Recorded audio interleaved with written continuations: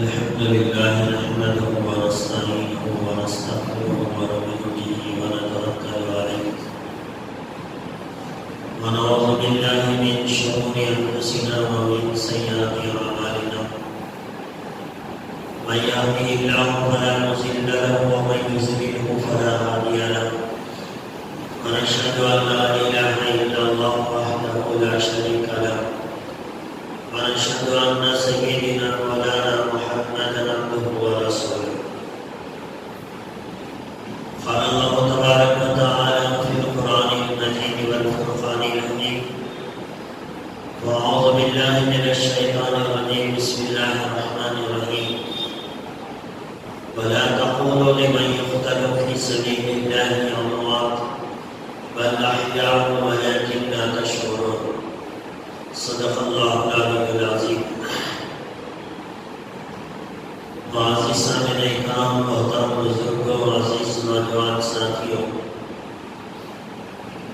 جیسا کہ گزشتہ جمعہ میں آپ حضرات کو یہ بات بتائی گئی تھی کہ محرم الحرام کا مہینہ ہمارا اسلامی سال کا پہلا مہینہ ہے، اور اس محرم الحرام کے مہینے سے ہمارا اسلامی سال شروع ہوتا ہے.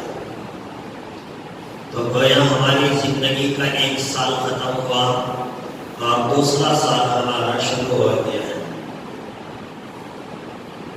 انسان جب اپنی عمر کو دیکھتا ہے تو بڑا خوش ہوتا ہے اور ہر سال اپنا پیدائشی دن مناتا ہے، برتھ ڈے مناتا ہے، لوگوں میں مٹھائیاں تقسیم کرتا ہے، نئے کپڑے خریدتا ہے، گھر کے اندر بہترین پکانے کا انتظام کرتا ہے. یہ سب اس لیے کرتا ہے کہ میں دنیا میں آئے ہوئے اتنے سال ہو گئے. یقیناً اگر دیکھا جائے تو اس کی عمر اتنی تو ہو گئی ہے، لیکن اگر دوسرے اینگل سے دیکھا جائے، دوسری طرف سے دیکھا جائے تو اصل میں یہ خوشی کا دن نہیں ہے، بلکہ اس کے لیے ایک غم کا دن ہے. اس لیے کہ اس کی زندگی کا ایک سال مکمل ہوا تو گویا اس نے اپنے آپ کو موت کے قریب کر دیا. اگر کسی نے اپنی زندگی کے 50 سال لائے تھے اور یہ اپنی زندگی کا 25واں برتھ ڈے منا رہا ہے تو گویا اس نے اپنی زندگی کی 25 سال کمپلیٹ کر لیے اور یہ اپنی موت کے 25 سال قریب پہنچ چکا ہے. یعنی جیسے جیسے انسان کی زندگی میں دن گزرتے ہیں وہ یہ سمجھتا ہے کہ میں بڑا ہو رہا ہوں، لیکن حقیقت میں وہ اپنے موت کے قریب جا رہا ہوتا ہے. ہر انسان کی زندگی کا ایک وقت اللہ تبارک و تعالیٰ طے کر چکے ہیں. یہ اور بات ہے کہ انسان کو اپنا پیدائشی دن اور تاریخ، مہینہ اور سال یہ تو یاد رہتا ہے، لیکن انسان کی موت کب، کہاں، کیسے، کس حالت میں آئے گی یہ کوئی نہیں جانتا. اسی لیے کہا جاتا ہے جب انسان دنیا میں آنا لگتا ہے، جب اس کے دنیا میں آنے کا وقت ہوتا ہے تو تقریباً 9 مہینے پہلے اس کی اطلاع سارے خاندان والوں کو معلوم ہو جاتی ہے. ماں باپ جو اس کے ہیں ان کو اطلاع ہو جاتی ہے کہ 9 مہینے بعد ہمارے گھر میں ایک بچہ پیدا ہونے والا ہے، ایک فرد ہمارے خاندان میں اضافہ کرنے والا ہے. یعنی دنیا میں انسان اپنی آنے سے 9 مہینے پہلے لوگوں کو اس کا علم ہو جاتا ہے کہ میں ایک بچہ دنیا میں آنے والا ہے. لیکن دنیا سے جانے کا معاملہ یہ ہے کہ انسان جب دنیا سے جانے کا وقت آتا ہے تو 9 سیکنڈ پہلے بھی کسی کو معلوم نہیں ہوتا، 9 منٹ پہلے بھی کسی کو معلوم نہیں ہوتا. خود مرنے والے کو بھی معلوم نہیں ہوتا کہ میں آنے والے 9 منٹ کے بعد اس دنیا سے ختم ہو جاؤں گا. اور لوگ مجھے نہلائیں گے، کفن پہنائیں گے، نماز جنازہ پڑھیں گے اور لے جا کر قبر کے گڑھے میں مرد و مٹی کے نیچے ڈال دیں گے اور سب واپس اپنے اپنے گھروں کو چلے آئیں گے. میں اکیلا اپنی خبر میں رہ جاؤں گا. میری کار، میری گاڑی، میرا بنگلہ، میرا بینک بیلنس، میرا انشورنس، یہ سب میرے خاندان والے تقسیم کر دیں گے. میں اکیلا اپنے خبر کے گڑھے کے اندر چلا جاؤں گا. انسان گویا آنے سے پہلے تو اطلاع کر کے آتا ہے، لیکن جب اس کے جانے کا وقت آتا ہے تو کوئی اطلاع، کوئی انفارمیشن، کوئی جو ہے معلومات انسان نہیں دیتا. تو گویا دوستو یہ سال، مہینے، دن، ہفتے، گھڑیاں یہ جو ہمارے سامنے چل رہا ہے، آج کل کا دن جمعہ کو گزر گیا، آج جمعہ ہے، جمعہ کا آدھا دن گزر گیا، اب چند گھنٹے گزرے گے، جمعہ کے دن کا سورج ڈوب جائے گا، ہفتہ کے رات شروع ہو جائے گی۔ اب یہ جو جمعہ کا دن گزر گیا یا کل جمعرات کا دن جو گزر گیا، یہ ہماری زندگی میں دوبارہ واپس نہیں آ سکتا۔ کوئی بھی چیز دنیا کی اگر آپ سے چلی گئی تو آپ دوسری اس جیسی خرید سکتے ہیں۔ آپ کی گاڑی چوری ہو گئی، آپ کی اولاد کا انتقال ہو گیا، چلو اللہ نے چاہا دوبارہ اولاد دے سکتا ہے۔ دنیا کی کوئی بھی چیز اگر چلی گئی تو دوبارہ ملنے کے چانسز ہیں، بلکہ جو چلی گئی اس سے اچھی ملنے کے بھی چانسز ہیں۔ لیکن جو انسان کی زندگی کا وقت گزر رہا ہے، ٹائم پاس ہو رہا ہے، صبح ہو رہی ہے، شام ہو رہی ہے، زندگی بس یوں ہی تمام ہو رہی ہے۔ صبح میں اٹھتا ہے آدمی، کچھ کام کرتا ہے، رات میں سوتا ہے، پھر صبح میں اٹھتا ہے، رات میں سوتا ہے۔ یہ زندگی کا معاملہ گزرتا چلا جا رہا ہے، اور ایک وقت آتا ہے کہ انسان اس دنیا سے گزر جاتا ہے۔ یہ جو ٹائم پاس ہو رہا ہے ہماری زندگی سے، مہینے، سال، دن، ہفتے جو گزر رہے ہیں، یہ بڑے قیمتی دن اور ہفتے اور مہینے اور سال ہیں، بڑے قیمتی ہیں،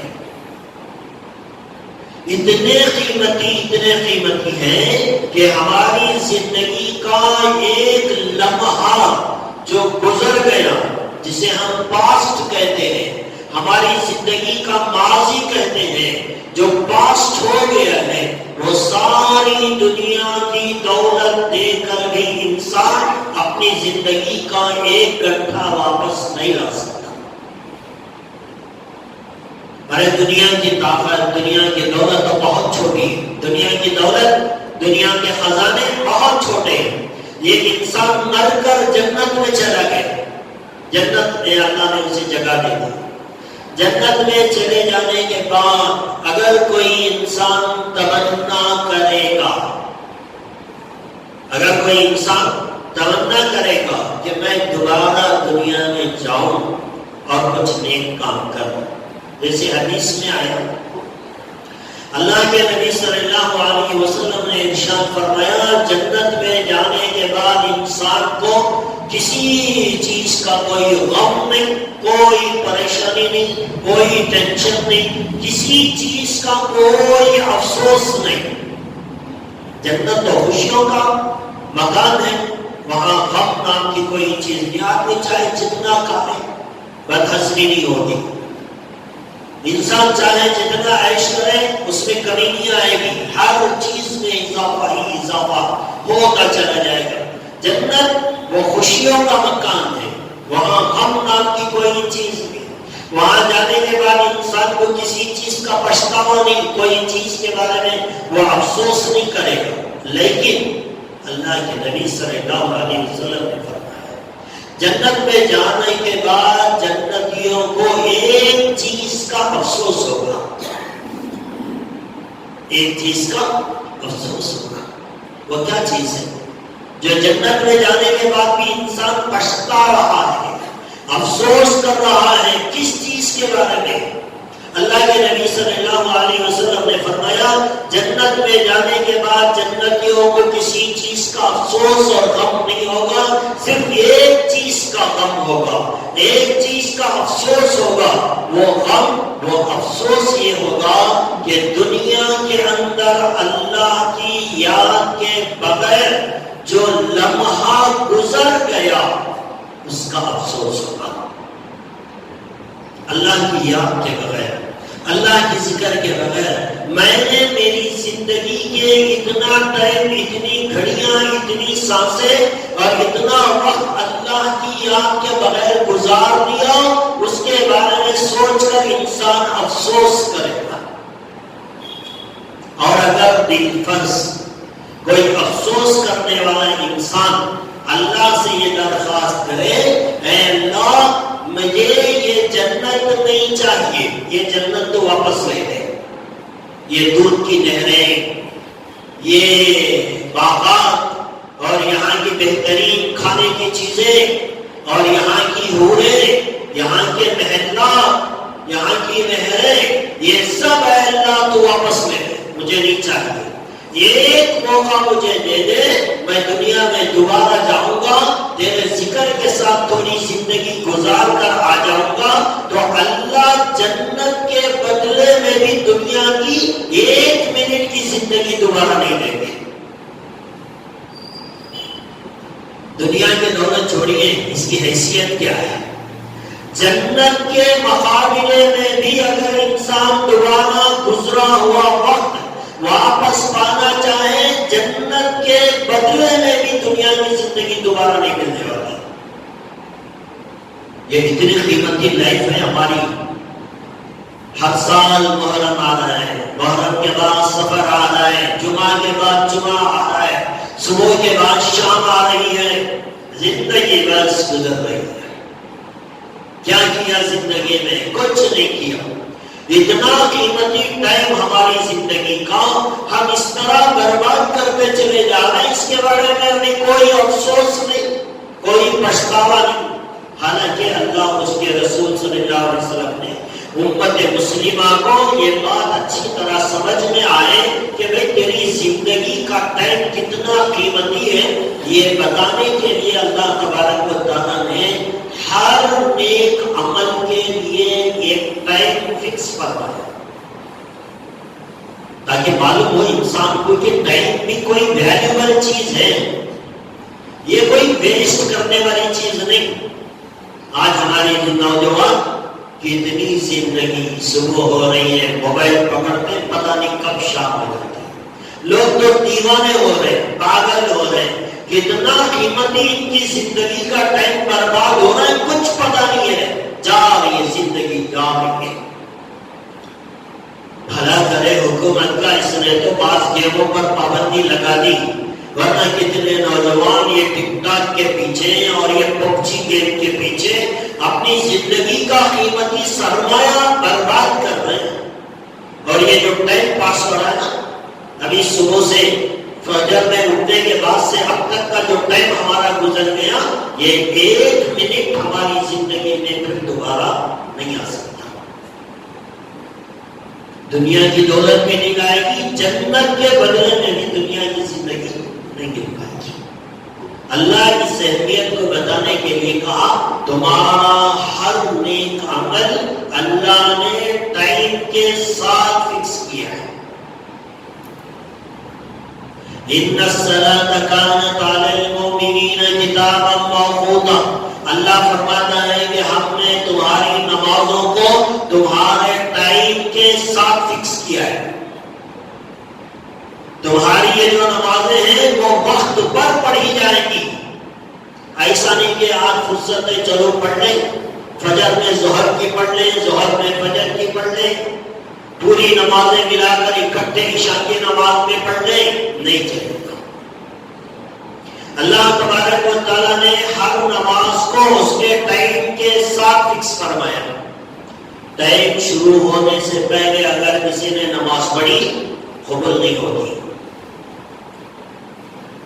فجر کی نماز کا وقت ابھی شروع نہیں ہوا تھا، نیند جلدی بیدار ہو گئی، اس نے سوچا ٹائم تو ہے، فجر کی نماز پڑھ لی، ظہر کی نماز کا ٹائم شروع نہیں ہوا، ظہر پڑھ لی، عصر کی نماز کا ٹائم ابھی شروع نہیں ہوا، عصر پڑھ لی۔ نماز تو بڑی اچھی پڑھی، مسجد میں پڑھی، وضو بھی بڑے اچھے آداب کے ساتھ بنایا، پورے سکون اور اللہ کے دھیان کے ساتھ نماز پڑھی، لیکن اگر ٹائم شروع ہونے سے پہلے نماز پڑھی ہے تو یہ نماز اس کے منہ پر مار دی جائے گی، قبول نہیں ہے۔ کیوں بھی قبول نہیں ہے؟ اللہ نے وقت کی پابندی لگائی ہے نماز کے ساتھ۔ نماز کا وقت شروع ہونے سے پہلے نماز پڑھی تو نماز قابل قبول نہیں ہے، اور اگر نماز کا تو جو ٹائم اینڈ کا اللہ نے بتایا ہے وہ ٹائم چھوڑ کر نماز پڑھے گا تو نماز قضا ہو جائے گی، اور قضا نماز پڑھنے کا گناہ اس کے نام اعمال میں لکھا جائے گا۔ تو نماز نہ تو ہم وقت سے پہلے پڑھ سکتے ہیں نماز، نہ وقت گزر جانے کے بعد پڑھتے ہیں۔ روزہ اللہ تبارک و تعالیٰ نے سحری کا ایک ٹائم فکس کیا، افطاری کا ایک ٹائم سحری کا اگر ٹائم 4:55 پر ہے، اگر کسی نے 4:55 کی جگہ 56 منٹ 1 منٹ زیادہ سحری کھانے میں لگا دیا، اس کا روزہ اس کے منہ پر مار دیا جائے گا۔ 1 منٹ سحری کرنے میں 1 منٹ کا اضافہ کیا، روزہ قابل قبول نہیں۔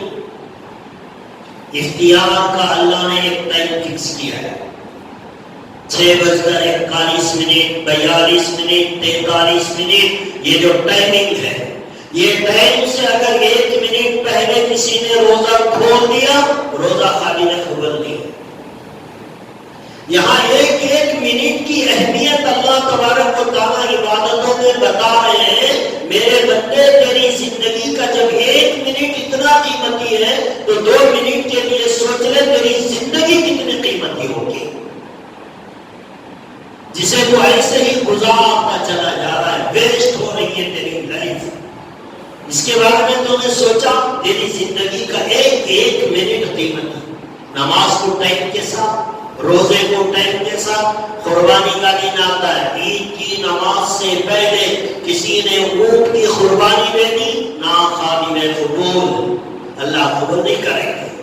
شرط رکھی عید کی نماز ہو، اس کے بعد تیرا قربانی کا ٹائم شروع ہوتا ہے، 10 تاریخ، 11 تاریخ، 12 تاریخ، 12 کی غروب آفتاب تک تیرا قربانی کا ٹائم ہے۔ کسی نے 6 اونٹ لے کر آ گئے، بڑے قیمتی جانور لے کر آئے، کہا آدھا گھنٹہ لیٹ ہو گیا، مغرب کی اذان ہو گئی، میں تو ایک قربانی دینے والا تھا، میں 10 فربا جانوروں کی قربانی دوں گا، اگر مغرب کے بعد کرے گا ایک کی بھی قربانی اللہ کے یہاں قابل قبول نہیں۔ آدھے گھنٹے میں کیا بھی ہو گیا، 15 منٹ میں کیا فرق ہو گیا؟ 15 منٹ پہلے دینے والے کی قربانی تو قبول ہو رہی ہے، 15 منٹ بعد میں دینے والے کی قربانی قبول کیوں نہیں ہو رہی ہے؟ اللہ نے بتایا وقت کی اہمیت کو سمجھو، جو تمہاری زندگی کا ٹائمنگ ہے، اس ٹائم کی اہمیت کو سمجھو۔ قربانی ٹائم سے شروع ہوئی، ٹائم پہ ختم ہوئی۔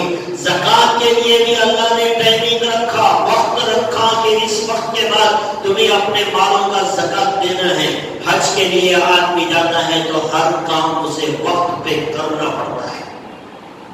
کنکریاں مارنے کا ٹائم بتایا گیا، قربانی کا ٹائم بتایا گیا، عرفات کے میدان میں ٹہرنے کا ٹائم بتایا گیا، عرفات کے میدان سے نکلنے کا ٹائم بتایا گیا، مزدلفہ کی رات میں قیام کا ٹائم بتایا گیا، مزدلفہ سے پھر مینا کو نکلنے کا ٹائم بتایا گیا۔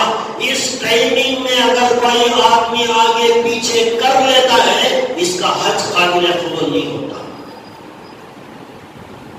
مزدلفہ کی رات قیام کرتے ہیں حاجی، مزدلفہ کے میدان میں رات میں قیام کرتے ہیں، ان کے لیے حکم یہ ہے کہ بھئی رات وہاں قیام کرو، فجر کی نماز مزدلفہ کے میدان میں پڑھو، فجر کی نماز پڑھنے کے بعد سورج طلوع ہونے کا انتظار کرو، سورج طلوع ہو گیا اب مزدلفہ چھوڑو، اس کے بعد مینا میں آؤ۔ یہ حکم ہے حاجیوں کے لیے۔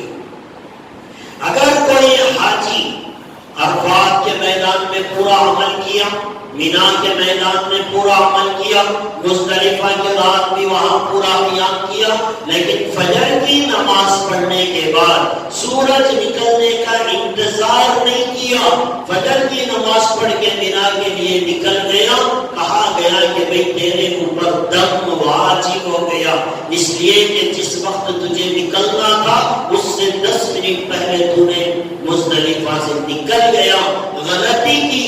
ٹائم کی اہمیت اللہ تبارک و تعالیٰ بتا رہے ہیں، اے میرے بندو، تمہاری زندگی کا ایک ایک عمل 5-10 منٹ آگے پیچھے ہوتا ہے، تمہارے اعمال تمہارے منہ پر مار دیے جائیں گے۔ کیا خیال ہے کہ اتنی بڑی 60-70 سال کی زندگی تم ایسے ہی گزار دو گے، بغیر اہمیت کے، بغیر کسی پلاننگ کے اور بغیر کسی مقصد کے، بس ٹائم پاس کر کے لوگ دنیا سے چلے گئے؟ تو کیا خیال ہے اللہ تبارک و تعالیٰ جنت سنبھال کے دے دیں گے؟ آج ہمارے پاس وقت کی جو ناقدری ہے، جو ناقدری آج ہمارے پاس وقت کی ہے وہ کسی قوم کے پاس نہیں ہے. کوئی ویلیو نہیں ہے. ہمارے پاس سب سے گھٹیا، سب سے سستی اگر کوئی چیز ہے تو وہ ہماری زندگی کا وقت ہے، ہماری زندگی کا ٹائم ہے، جسے ہم کوئی ویلیو نہیں دیتے. بس گزر رہا ہے، چل رہا ہے، چلاتے ہیں. تو دوستو یہ محرم کا مہینہ شروع ہو گیا، ہمیں زندگی کا حساب کتاب کرنا ہے. ارے بھائی میں ایک سال موت کے قریب چلا گیا، میری زندگی ختم ہو رہی ہے، ایک سال اور ختم ہو گیا میری زندگی کا، اور میں موت کے قریب پہنچ گیا. ایک سال میں نے کیا کیا؟ آدمی اپنا دکان چلاتا ہے، سال میں ایک مرتبہ اپنا حساب کتاب کرتا ہے، جائزہ لیتا ہے کتنا کمایا، کتنا بینیفٹ ہے، اور نیکسٹ ایک سال کے لیے میرا پلان کیا ہونا چاہیے، کیسے میں اپنے بجٹ کو بڑھاؤں گا، کیسے انکم بڑھاؤں گا، کیسے اپنی ضروریات کو کم کروں گا. انسان ایک پلان کرتا ہے ایک سال کی زندگی کے لیے، اور ہم تو ایک سال موت کے قریب گزرے. ابھی جو ذی الحجہ ختم ہوا، ہماری زندگی کا ایک سال ختم ہو گیا، اب دوسرا چالو ہو گیا اور ہم موت کے قریب چل رہے ہیں. اور آج کل تو انسان کی موت، اللہ رحم کرے، اس کرونا وائرس نے تو انسان کی موت کو ہاتھ میں کر دیا. روزانہ کتنے جا رہے اور آدمی اٹھے بیٹھے جا رہا ہے. پہلے تو آدمی بھائی چلو کچھ طبیعت میں بگاڑ ہوتا، ہاسپٹل جاتے، ایڈمٹ ہوتے، علاج ہوتا، پھر کمزور پڑ جاتے، پھر جو ہے سکرات کا عالم شروع ہوتا، تھوڑا تھوڑا پانی ڈالتے، ایک چمچ دودھ پلاتے، بعد میں انسان کا انتقال ہوتا. درمیان میں کبھی ہوش آ جاتی، توبہ کر لینے کا موقع مل جاتا. لیکن دوستوں آج کل تو موت انسان کے ہاتھوں میں ہے، اور اٹھے بیٹھے آدمی جا رہا ہے، بغیر ریزن کے جا رہا ہے. روزانہ ہزاروں کی تعداد میں لوگوں کے جنازے ہم اٹھا رہے ہیں، ہم دیکھ رہے ہیں. ہم کیا سمجھ رہے ہیں یہ سب جو مر گئے وہ تو مرنے کے لیے آئے تھے، اور ہم جینے کے لیے آئے. ہمیں موت نہیں آئے گی، ہمیں مرنا نہیں ہے. ہم آب حیات بھی کر آئے ہیں، زندگی جینے کا گویا ٹھیکہ لے رکھا ہے ہم نے. موت کا فرشتہ ہمارے پاس آنے سے ڈرتا ہے. کیا خیال ہے؟ ہم بھی دنیا میں آئے ہیں مرنے کے لیے، بات پکی ہے، آپ اس کا انکار کر نہیں سکتے. دنیا کی ہر چیز کا انکار کیا جا سکتا ہے، موت ایک ایسی حقیقت ہے جس کا انکار کوئی نہیں کر سکتا. جب موت اتنی آسانی سے آ رہی ہے، اٹھے بیٹھے جا رہے ہیں انسان، تو ایسی صورت میں ہمیں اپنی آخرت کی کتنی فکر کرنی تھی. دوسروں کی موت کا غم بناتے ہیں، اپنی تو موت یاد نہیں رہی، دوسروں کی موت کا غم بنانے میں لگے ہیں. محرم آیا، غم کا مہینہ، حضرت حسین شہید ہو گئے. تو جو مرے ان کو تو اللہ نے شہادت کا درجہ دیا، اور اللہ خود کہتا ہے جو میرے راستے میں شہید ہو گئے، وَلَا تَقُولُوا لِمَن يُقْتَلُ فِي سَبِيلِ اللَّهِ أَمْوَاتٌ بَلْ أَحْيَاءٌ وَلَٰكِن لَّا تَشْعُرُونَ. اللہ کہہ رہا ہے میرے راستے میں شہید ہو رہو کو مردہ مت کہو، وہ مرے نہیں ہیں، وہ تو زندے ہیں. وَلَٰكِن لَّا تَشْعُرُونَ، لیکن تمہاری سمجھ میں نہیں آتا کہ وہ کیسے زندے ہیں. جو شہید ہوئے وہ مرے نہیں ہیں، وہ تو اللہ کہہ رہا ہے وہ زندے ہیں. اور آج ہم اپنی موت کو بھلا کر دوسروں کی موت کا غم بنانے میں لگے. اسی لیے شریعت نے کہا کسی کی موت کا غم، کسی کی موت کا سوگ 3 دن سے زیادہ کسی کو منانے کی اجازت نہیں ہے. 3 دن فطری طور پر انسان پریشان ہوتا ہے، بیٹا مر گیا، باپ مر گیا، بیوی کا انتقال ہو گیا، بہن کا انتقال ہو گیا، فلانا انتقال ہو گیا، تکلیف ہوتی ہے، رونا آتا ہے، غم ہوتا ہے. لیکن اللہ کے نبی نے فرمایا ہر ایک کی موت کا سوگ صرف 3 دن. 3 دن کے بعد کسی کو غم منانے کی اجازت نہیں ہے. ارے بھائی دوسرے کی موت کا غم مناتا ہوا بیٹھ جائے گا تو پھر تو اپنی موت کی تیاری کہاں کرے گا؟ مرنے والا مرا، چھوڑ، اس کا غم تھا 2 دن 3 دن، اس کے بعد تجھے چاہیے کہ تو اپنی موت کی تیاری کر، تجھے بھی تو مرنا ہے۔ اسی لیے اللہ کے نبی نے 3 دن سے زیادہ شوق منانے کی اجازت نہیں دی۔ ہاں، ایک عورت ہے جس کا اگر شوہر انتقال ہو گیا، اس کے لیے اجازت ہے کہ وہ 4 مہینے 10 دن تک غم منائے گی۔ وہ اچھا کپڑا نہیں پہن سکتی، خوشبو نہیں لگا سکتی، بناؤ سنگار نہیں کر سکتی۔ اس کے لیے البتہ شوہر کے انتقال پر عورت کے لیے 4 مہینے 10 دن شوق کی اجازت نہیں، ورنہ دنیا میں کوئی اپنے کسی رشتہ دار کے غم پر، موت پر 3 دن سے زیادہ غم نہیں منا سکتا۔ اور غم بھی ایسا نہیں جیسے زمانے جاہلیت میں ہوتا تھا۔ اللہ کے نبی صلی اللہ علیہ وسلم نے چیخیں مار کر رونے سے منع فرمایا، کسی کی بھی موت کیوں نہ ہو۔ اللہ کے نبی صلی اللہ علیہ وسلم کی خود اپنی اولاد انتقال ہوئی، چھوٹے چھوٹے بچے حضرت ابراہیم انتقال ہوئے اللہ کے نبی کے ہاتھوں میں، ان کے گود میں۔ اللہ کے نبی کے آنکھوں سے آنسو گر رہے تھے، لیکن چیخنا نہیں تھا، چلانا نہیں تھا۔ اللہ کے نبی نے لعنت برسائی ایسی عورتوں پر جو کسی کی موت پر واویلا مچا کر روتی ہے۔ چیخنا، چلانا، بال نوچ لینا، کپڑے پھاڑ لینا، یہ سب زمانے جاہلیت کی عورتوں میں تھا۔ اللہ کے نبی نے ایسا عمل کرنے سے منع کیا۔ حضرت جعفر طیار رضی اللہ تعالیٰ عنہ کا انتقال ہوا، ان کے گھر سے عورتوں کے رونے کی آواز آئی۔ اللہ کے نبی صلی اللہ علیہ وسلم نے صحابہ سے کہنا بھیجا، جاؤ حضرت جعفر کے گھر کی عورتوں سے کہو کہ وہ آواز سے رونا مت کرے۔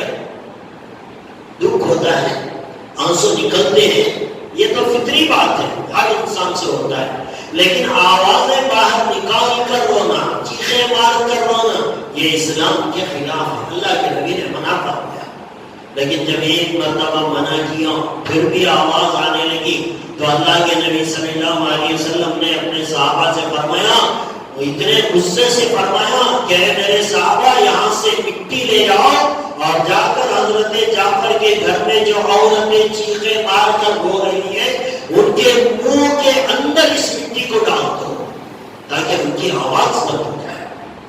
اتنی ناراضگی تھی۔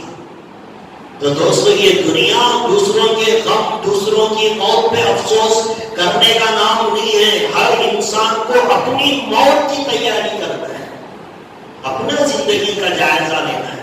اور آج کل موت تو آپ دیکھ رہے ہیں، اٹھتے بیٹھتے انسان جا رہا ہے، یہ نہیں کہ انسان کو مرنے کے لیے تیار رہنا ہے، یہ نہیں ہے، کبھی بھی آ سکتی ہے۔ اس کے لیے دوستو ایک تو اللہ کا حق ہے اور ایک بندوں کا حق ہے، یہ دونوں چیزیں کلیئر ہونی چاہیے۔ کبھی بھی موت آ سکتی ہے، اس کے لیے یہ دونوں چیزیں کلیئر ہونی چاہیے۔ اللہ سے میرا تعلق برابر رہے، اس کے ساتھ کسی کو شریک نہیں کروں گا، شرک نہیں کروں گا، کسی کے سامنے اپنے ماتھے کو نہیں دیکھوں گا، اور لوگوں کے ساتھ میرا معاملہ کلیئر ہو۔ جس کا دینا ہے وہ دینا ہے، دینے کا پکا ارادہ ہو، یا دے انسان اپنی موت سے پہلے کلیئر رکھے اپنا حساب کتاب۔ ہاں، اگر لیوا دیوی ہے، قرض لین دین دکان میں بھی چلتا ہے، اس میں بھی چلتا ہے، تو بتایا کہ آپ بھی اس کا حساب و کتاب باقاعدہ لکھ کر رکھے تاکہ موت اچانک آ جائے تو خاندان والے، اپنی اولاد، اپنی بیوی بچے اس قرض کو ادا کرنے کی فکر کریں۔ آج ہم کیا سمجھتے ہیں؟ ایک آدمی کسی کے جیب سے 1000 روپے چوری کر لیے، لوگ کہتے ہیں چور ہے، اس نے فلانے کے 1000 روپے چوری کر لیے، ہم تو اسے چور سمجھتے ہیں۔ لیکن ایک انسان کے پاس پیسہ لیتا ہے لیکن دینے کا ارادہ نہیں رکھتا، تو یہ چور وہ چور دونوں میں کوئی فرق نہیں ہے۔ صرف دوسرے کے جیب سے کٹ پاکٹ کرنے والا چور نہیں ہے، بلکہ ایک آدمی دوسرے سے لین دین کرے، پیسے لے اور دینے کا ارادہ نہیں رکھتا، تو یہ بھی اسی طرح کا چور ہے اللہ کی نگاہ میں۔ تو جتنوں کو دینا ہے وہ بھی کلیئر ہو، اور اللہ سے ہمارا معاملہ بھی کلیئر ہو. جب یہ دونوں چیزیں کلیئر ہوں گی موت کا فرشتہ آئے گا, مرنے سے ڈر نہیں رہے گا. اور اگر یہ دونوں چیزوں میں آگے پیچھے ہیں تو انسان موت سے بہت ڈرتا ہے, بہت گھبراتا ہے. پتہ نہیں میرا مرنے کے بعد کیا ہوگا, کیا حساب دے پاؤں گا. لہٰذا دوستو اپنی زندگی کی قدر کریں. یہ جو ٹائم پاس ہو رہا ہے یہ پب جی کھیلنے کے لیے, ٹک ٹاک میں ویڈیو بنانے کے لیے یا بیکار میں ایسے ہی زندگی کو ختم کرنے کے لیے نہیں ہے. اسے قیمتی بنائیے, قیمتی بنائیے. اللہ کے نبی صلی اللہ علیہ وسلم نے ارشاد فرمایا دنیا سے انسان چلا جائے گا اور اگر کوئی اس کا ایک رشتہ دار ایک سبحان اللہ پڑھ کر اسے ثواب پہنچاتا ہے, صرف ایک سبحان اللہ. اللہ کے نبی صلی اللہ علیہ وسلم نے فرمایا وہ زمین و آسمان کے خزانوں سے زیادہ قیمتی ہوگا اس کے نزدیک ایک سبحان اللہ کا ثواب. لیکن کوئی ہمارے پاس پڑھ کر بھیجے اس سے بہتر ہے کہ ہم اپنی زندگی میں پڑھ کر اپنے نام اعمال میں اسے اسٹاپ کر رہے ہیں. موت آ گئی نا, پھر انسان ایک سبحان اللہ نہیں پڑھ سکتا. ایک سبحان اللہ, ایک مرتبہ سجدہ کرنے کی اجازت اللہ اسے نہیں دیں گے جب موت آ جائے گی. دنیا کی زندگی یہ ہمارے لیے قیمتی ہے. ایک صحابی جا رہے قبرستان سے گزرے, اچانک گھوڑے سے یا اونٹ سے نیچے اترے, 2 رکعت نماز پڑھی. ساتھ میں رہنے والے ساتھیوں نے پوچھا یہ کوئی موقع نہیں تھا نماز پڑھنے کا, آپ نے قبرستان میں خبروں کو دیکھا تو اچانک اٹھ کر یہاں اتر کر نماز پڑھنے لگے, کیا بات ہے؟ تو صحابی رسول کہنے لگے میں اس لیے یہ عمل کیا ہے کہ یہ خبر میں جتنے لوگ سو رہے ہیں وہ اس بات کی تمنا کریں گے کہ اللہ اتنا موقع دے دے کہ ہم 2 رکعت نماز پڑھ سکیں. لیکن ان کو یہ موقع نہیں ہے. اللہ نے مجھے دیا ہے, میری زندگی ہے, ابھی میرے پاس موت کا فرشتہ نہیں آیا ہے, میرے پاس وقت ہے, میں چاہوں تو 2 رکعت پڑھ سکتا ہوں. موت کے بعد خبر میں جا کر پچھتانے سے بہتر ہے کہ جو زندگی ملی ہے اسی کو غنیمت جان لو, جتنی عبادت ہو سکے اتنی زیادہ میں کر لوں. تو دوستو یہ ٹائم ہے, یہ جنت سے بھی زیادہ قیمتی لائف ہے ہماری. یہ ہمارا جو دن گزر رہا ہے, رات گزر رہی ہے, یہ جنت سے بھی زیادہ قیمتی زندگی ہے. دوستو اس کی حقیقت کو سمجھو اور اس کے ایک ایک لمحے کو یوز میں لاؤ, یوز میں آخرت کو بنانے میں استعمال کرو. کیا بگڑ جائے گا کہ ہم دکان میں بیٹھے بیٹھے سبحان اللہ کہیں, لا الہ الا اللہ کہیں, ہماری زبان سے الحمدللہ نکلے, گاڑی چلا رہے ہوں ہماری زبانوں پہ اللہ کا نام ہو. دوستو ایک ایک ذکر کے لیے آدمی مرنے کے بعد ترس جائے گا, لیکن آج اللہ نے ہمیں موقع دیا ہے, اس سے فائدہ اٹھائیں. لہٰذا دوستو یہ غنیمت جانے اور اس سے فائدہ اٹھائیں. اور ایک بات مختصر عرض کر دوں ورنہ اس کے لیے ایک لمبے وقت کی ضرورت پیش آتی ہے.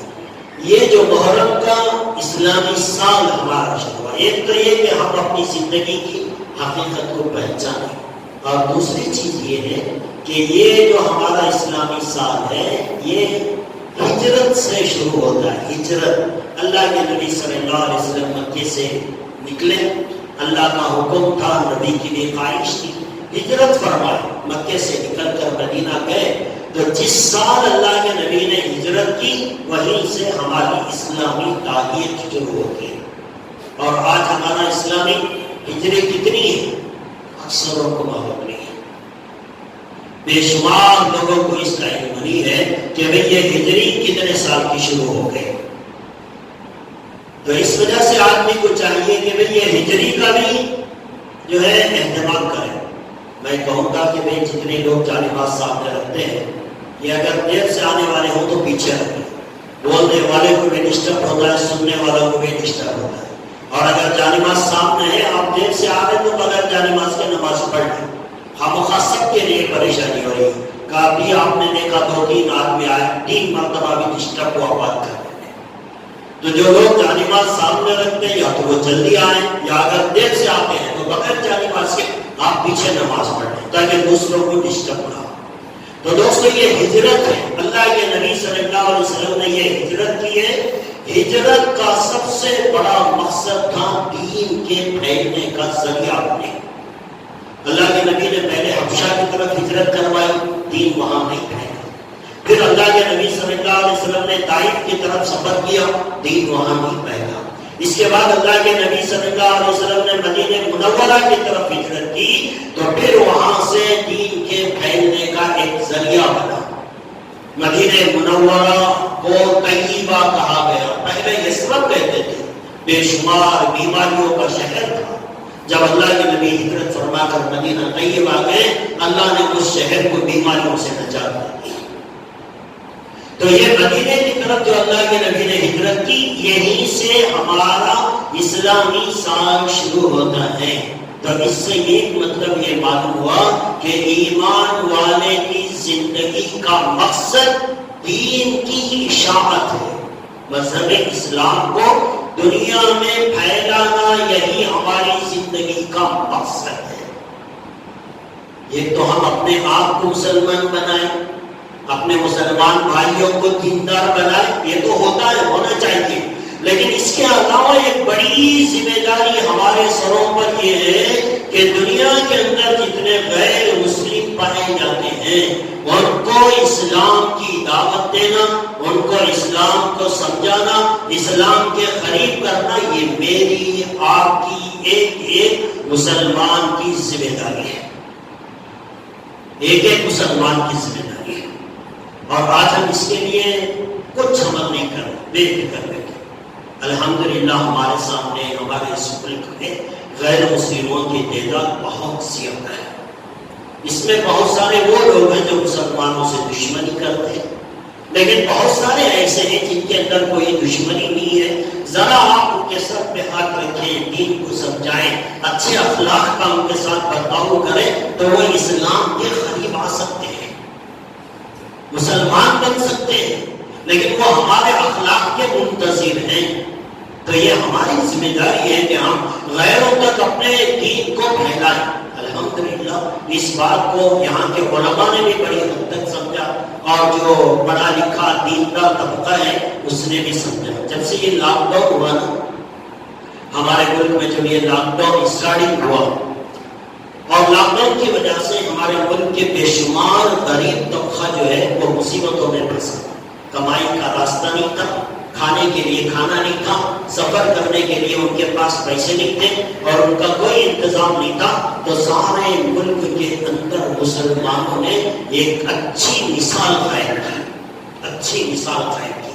جگہ جگہ پہ مسلمانوں کی تنظیموں نے غیر مسلموں کے لیے کھانے کا انتظام کیا، ان کے سفر کے انتظامات کیے، ایک اچھے اخلاق کا نمونہ غیروں تک پہنچایا، اس میں کوئی شک نہیں۔ الحمدللہ ہمارے شہر کے اندر بھی بہت سارے لوگوں نے ہماری اسی مسجد کے تھرو سے تقریباً جب وہ لاک ڈاؤن کا اسٹارٹنگ مرحلہ تھا تو غریب گھرانوں کے اندر، اس میں غیر مسلم بھی تھے، مسلمان بھی تھے، عیسائی بھی تھے، ان کے اندر ہم نے جو ہے راشن کٹ تقسیم کی۔ یہ سب کیا ہے؟ یہ غیروں کو اسلام کے قریب لانے کے لیے ایک راستہ ہے، جتنا ہم کر سکتے ہیں اتنا کریں۔ تقریباً 800 ساڑھے 800 گھرانوں کو ہم نے راشن کی کٹ تقسیم کی ہے۔ بہت سارے لوگوں نے اس میں حصہ کیا، اور یہ ہمارے شہر کی بات نہیں، پورے ملک کے اندر مسلمانوں نے ایک اچھا کام کر کے غیروں کے دلوں کے اندر مسلمانوں اور اسلام کے تعلق سے ایک اچھا نظریہ بٹھایا ہے۔ اسی کے تعلق سے شہر بنگلور کے اندر ایک گروپ ہے، رحمت گروپ، یہ لوگ بڑا کام کر رہے ہیں غیر مسلموں میں۔ ریلوے اسٹیشنوں کے اندر جاتے ہیں، وہاں ضرورت مندوں کے لیے کھانے کا انتظام کرتے ہیں، جس کے پاس ٹکٹ کے پیسے نہیں ہیں اس کے لیے ٹکٹ کا انتظام کرتے ہیں۔ اس طرح غریبوں کی مدد، اور خصوصی طور سے ان کا ٹارگٹ غیر مسلم ہے۔ مسلمان بھی اتفاق سے آ جاتے ہیں، لیکن ان کا ٹارگٹ غیر مسلم ہے، تاکہ یہ ہمارے اخلاق سے متاثر ہو اور اسلام کو وہ سمجھ سکے۔ یہ رحمت گروپ الحمدللہ اخبارات میں اور سوشل میڈیا کے اندر بھی آپ نے ان کی تصویریں وغیرہ دیکھی ہوں گی۔ कंटोनमेंट रेलवे स्टेशन, यसनपुर और मैजेस्टिक रेलवे स्टेशन, यहाँ सब जगह के ऊपर उन्होंने गैर मुस्लिमों के लिए बहुत अच्छा काम किया है।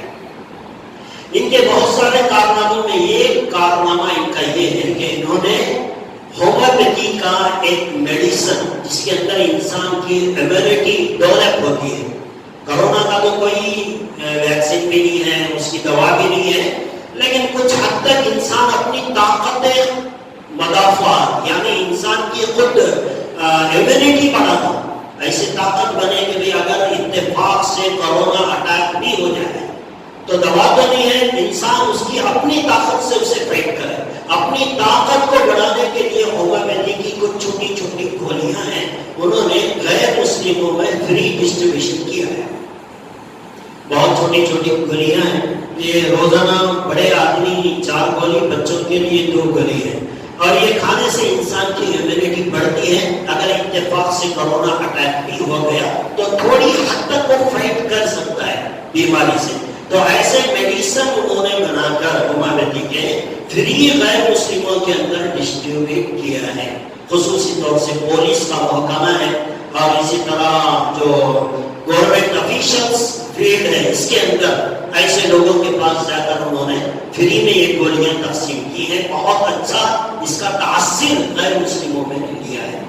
लेकिन दोस्तों आखिर में एक बात यह है कि ये गोलियां जहां एक तरफ फायदा भी देती है तो दूसरी तरफ अब गैर मुस्लिमों में फ्री डिस्ट्रीब्यूट करना है, जाहिर सी बात है पैसे कहां से आएंगे, खजाना कहां से लाएंगे। गोली दवा तो फ्री से नहीं बनेगी, देना तो फ्री है, लेकिन बनेगी वो फ्री से नहीं, उसके लिए तो पैसे खर्च करना पड़ता है। इसके लिए बाद मुसलमानों ने उसके लिए डोनेट भी किया है, लेकिन उसके लिए रहमत ग्रुप वालों ने एक आसान तरकीब ये बनाई कि भाई मुसलमान इसे पैसा देकर खरीदे। मुसलमान बहुत कम कीमत की है, मुसलमान अगर इसे पैसा देकर खरीदेंगे तो खुद का भी फायदा होगा, वो खुद खाएंगे, अपनी सेहत भी बनाएंगे और उसी पैसे से दोबारा दवा तैयार करके वो गैर मुस्लिमों में तकसीम भी करेंगे।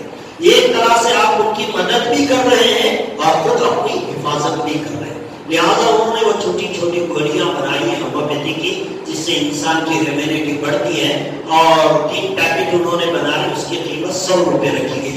ये तो गैर मुस्लिमों में फ्री डिस्ट्रीब्यूट होता है। अगर कोई मुसलमान इतना कमजोर कि वो 100 रुपए भी नहीं दे सकता तो ऐसे इंसान को वो फ्री भी दी जाएगी। लेकिन अगर कोई पैसे वाला 100 रुपए दे और अपने खानदान वालों के लिए 100 रुपए में खरीद कर अगर अपने खानदान की मदद करेगा तो लोगों की सेहत भी बनी रहेगी और गैर मुस्लिमों के अंदर भी एक अच्छा मैसेज पहुंच जाएगा।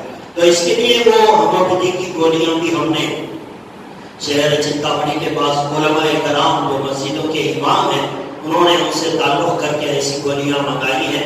वो मेरे पास भी दुकान में है। खासी मस्जिद के इमाम साहब जावेद उनके पास भी हैं, अय्यूबिया मस्जिद के इमाम साहब तनवीर साहब उनके पास भी ये मौजूद है। आप अगर उनसे ये 100 रुपए में एक डब्बी खरीद लें तो आपका भी फायदा होगा और गैर मुस्लिमों के लिए भी एक जरिया बनेगा। लिहाजा दोस्तों इससे फायदा उठाएं, इस्तेमाल करें, बच्चों को भी खिलाएं। उसके अंदर लिखा गया है सिर्फ महीने में 3 दिन वो दवा इस्तेमाल करनी है, बच्चों के लिए और खुद के लिए भी। तो दोस्तों एक जिम्मेदारी को समझे, मुहर्रम का महीना आया चला गया, कोई सबक हमने नहीं लिया तो फायदा नहीं रहा।